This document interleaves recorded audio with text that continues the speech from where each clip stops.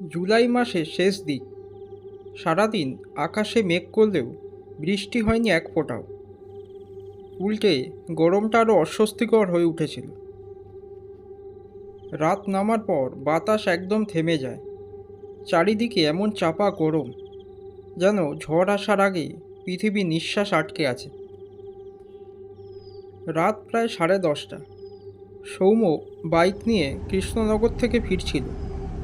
পেশায় সে mobile tower technician.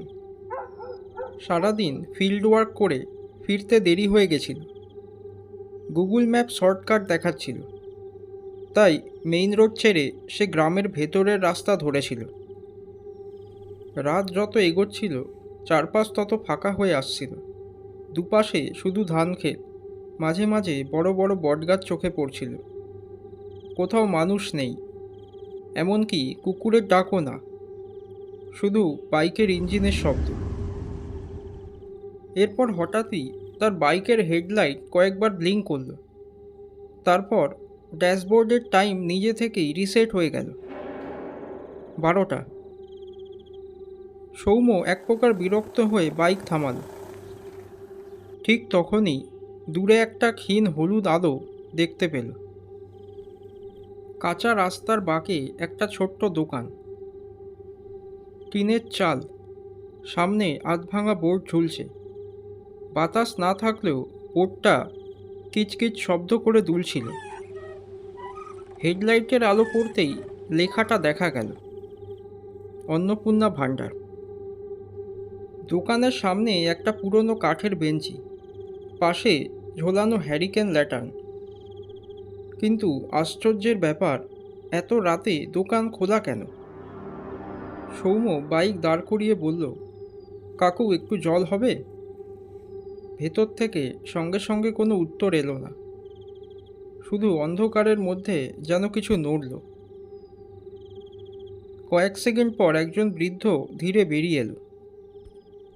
রোগা শরীর, গায়ে ময়লা গেঞ্জি, চোখ দুটো অস্বাভাবিক ফ্যাকাশে। সে কিছুক্ষণ সৌম্যর দিকে তাকিয়ে থেকে বলল, এত রাতে এই রাস্তা দিয়ে যাচ্ছেন? গলাটা অদ্ভুত কর্কশ।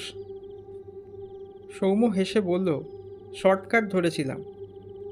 বৃদ্ধ কয়েক সেকেন্ড চুপ, তারপর খুব আস্তে বলল, এই রাস্তায় রাত হলে শর্টকাট নেয় না কেউ। সৌম্য হঠাৎ খেয়াল করল দোকানের আশেপাশের বাতাসটা অস্বাভাবিক ঠান্ডা, যেন কোনো গরম নেই। অথচ দোকানের বাইরে রাস্তা এখনও গরমে হাঁসফাঁস করছে। বৃদ্ধ জল আনতে ভেতরে যেতেই সৌম্য দোকানের পেছন দিক থেকে ফিসফিস শব্দ শুনতে পেল। একাধিক মানুষের গলা, খুব আস্তে, যেন কেউ কথা বলছে। সে ভেবেছিল হয়তো দোকানের পেছনে লোক আছে, কিন্তু সমস্যা হলো দোকানের পেছনে শুধু ফাঁকা মাঠ।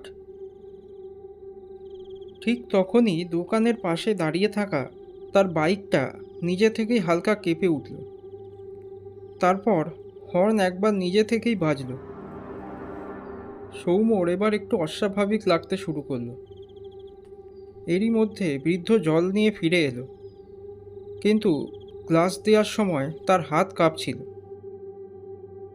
বৃদ্ধ হঠাৎ জিজ্ঞেস করল, পথে কাউকে দেখেননি তো? সৌম্য অবাক, কই না তো। বৃদ্ধ এবার কেমন আতঙ্কিত চোখে রাস্তার অন্ধকার দিকে তাকাল। ঠিক তখনই দূরের রাস্তায় কিছু একটা নড়তে দেখা গেল। প্রথমে মনে হলো কুয়াশা, তারপর ধীরে ধীরে একটা মানুষের অবয়ব স্পষ্ট হতে লাগলো। মাথা নিচু, খুব ধীরে হাঁটছে। সৌম্য বলল, ওই তো কেউ আসছে। বৃদ্ধ সঙ্গে সঙ্গে ফ্যাকাশে হয়ে গেল। তারপর খুব আস্তে বলল, আজ আবার এলো?